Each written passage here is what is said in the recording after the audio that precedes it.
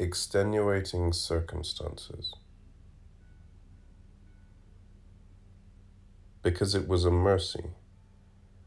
Because God, even in his cruelty, will sometimes grant mercy. Because Venus was in the sign of Sagittarius. Because you laughed at me, my faith in the stars, my hope. Because he cried. You do not know how he cried. Because at such times his little face was so twisted and hot, his nose running with mucus, his eyes so hurt.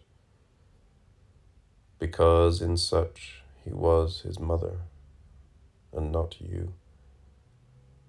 Because I wanted to spare him such shame. Because he remembered you. He knew the word, Daddy. Because watching TV, he would point to a man and say, Daddy. Because this summer has gone on so long, and no rain. The heat lightning flashing at night, without thunder. Because in the silence at night, the summer insects scream. Because by day there are earth-moving machines and grinders operating hour upon hour, raising the woods next to the playground. Because the red dust got into our eyes, our mouths. Because he would whimper, Mummy, in that way that tore my heart. Because last Monday the washing machine broke down, I heard a loud thumping that scared me. The dirty, soapy water would not drain out. Because in the light of the bulb overhead, he saw me holding the wet sheets in my hand, crying, What can I do? What can I do? Because the sleeping pills they give me now are made of flour and chalk, I am certain. Because I loved you more than you loved me, even from the first when your eyes moved on me like candle flame. Because I did not know this yet. Yes, I knew it, but cast it from my mind. Because there was shame in it, loving you, knowing you would not love me enough. Because my job applications are laughed at for misspellings and torn to pieces as soon as I leave. Because they will not believe me when listing my skills. Because since he was born my body is misshapen. The pain is always there. Because I see that it was not his fault, and even in that I could not spare him. Because even at the time when he was conceived, in those early days we were so happy, I am certain, lying together on top of the bed, the corduroy bedspread in that narrow, jiggly bed, hearing the rain on the roof that slanted down so you had to stoop, being so tall.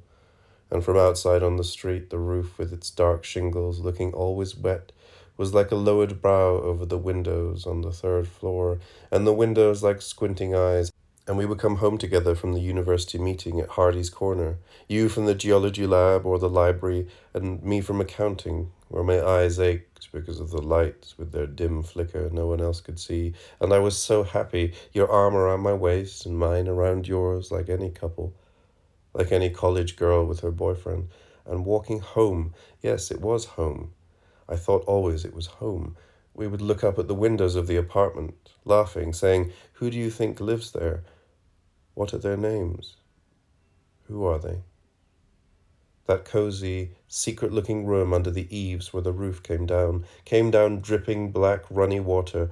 I hear now drumming on this roof, but only if I fall asleep during the day with my clothes on, so tired, so exhausted, and when I wake up there is no rain, only the earth-moving machines and grinders in the wood, so I must acknowledge it is another time. It is time. Yes, I knew. Because you did not want him to be born.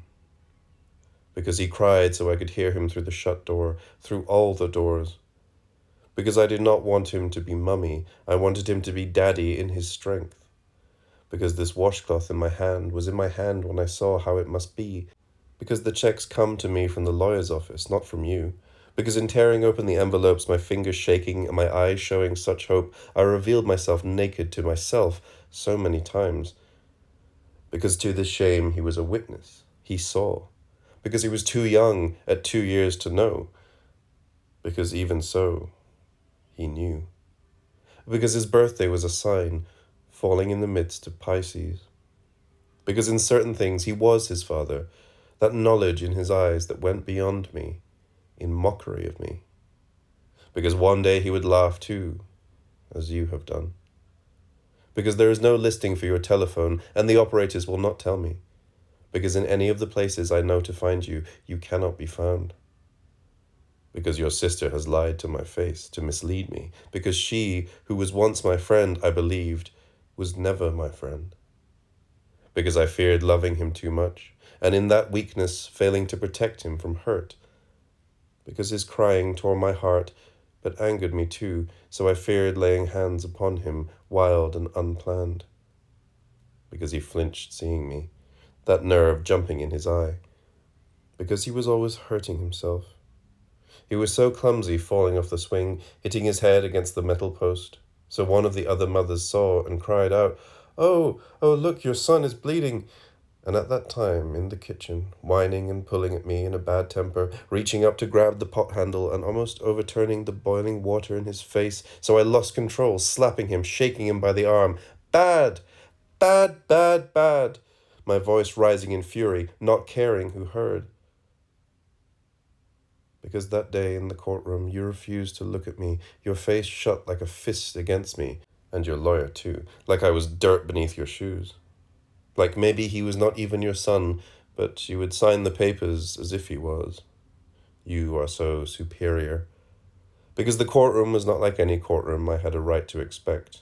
Not a big, dignified courtroom like on TV, just a room with a judge's desk and 3 rows of 6 seats each, and not a single window, and even here that flickering light, that yellowish, sickish, fluorescent tubing making my eyes ache, so I wore my dark glasses, giving the judge a false impression of me, and I was sniffling, wiping my nose. Every question they asked me, I'd hear myself giggle, so nervous and ashamed, even stammering over my age and my name, so you looked with scorn at me, all of you.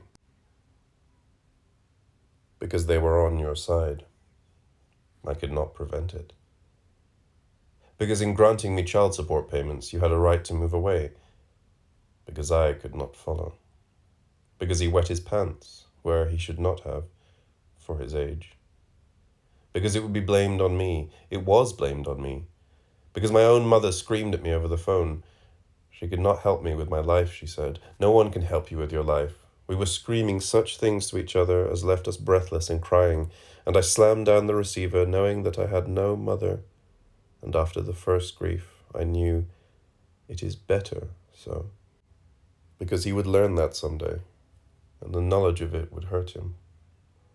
Because he had my hair coloring and my eyes, that left eye, the weakness in it. Because that time it almost happened, the boiling water overturned onto him, I saw how easy it would be. How, if he could be prevented from screaming, the neighbors would not know. Because yes, they would know, but only when I wanted them to know. Because you would know then, only when I wanted you to know. Because then I could speak to you in this way, maybe in a letter which your lawyer would forward to you, or your sister, maybe over the telephone, or even face to face, because then you could not escape. Because though you did not love him, you could not escape him.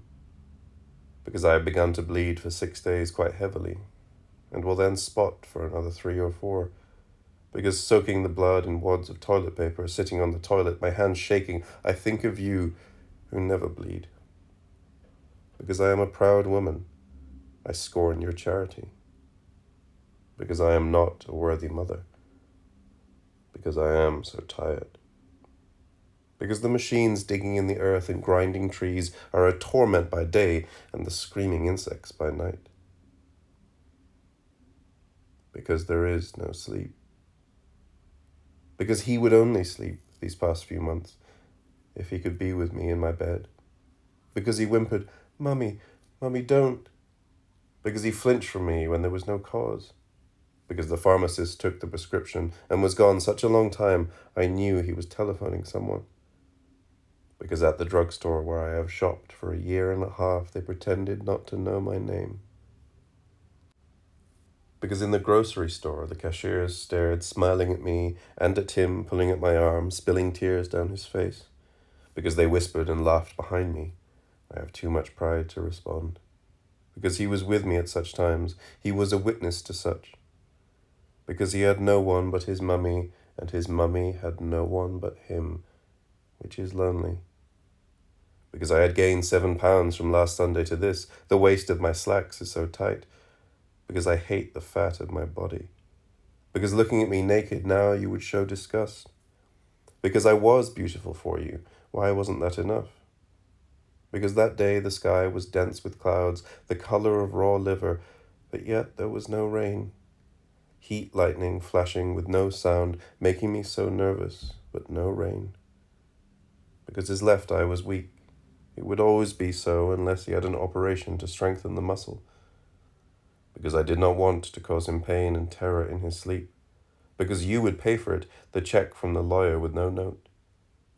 Because you hated him. Your son. Because he was our son.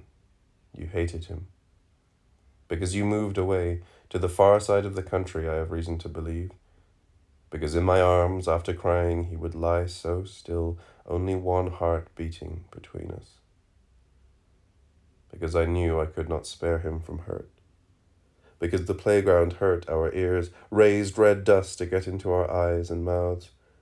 Because I was so tired of scrubbing him clean, between his toes and beneath his nails, the insides of his ears, his neck, the many secret places of filth. Because I felt the ache of cramps again in my belly. I was in a panic. My period had begun so soon. Because I could not spare him the older children laughing. Because after the first terrible pain, he would be beyond pain. Because in this there is mercy. Because God's mercy is for him and not for me. Because there's no one here to stop me. Because my neighbor's TV was on so loud. I knew they could not hear even if he screamed through the washcloth. Because you were not here to stop me, were you? Because finally there is no one to stop us. Because finally there is no one to save us. Because my own mother betrayed me. Because the rent would be due again on Tuesday, which is the 1st of September, and by then I will be gone. Because his body was not heavy to carry and to wrap in the down comforter. You remember that comforter, I know. Because the washcloth soaked in his saliva will dry on the line and show no sign.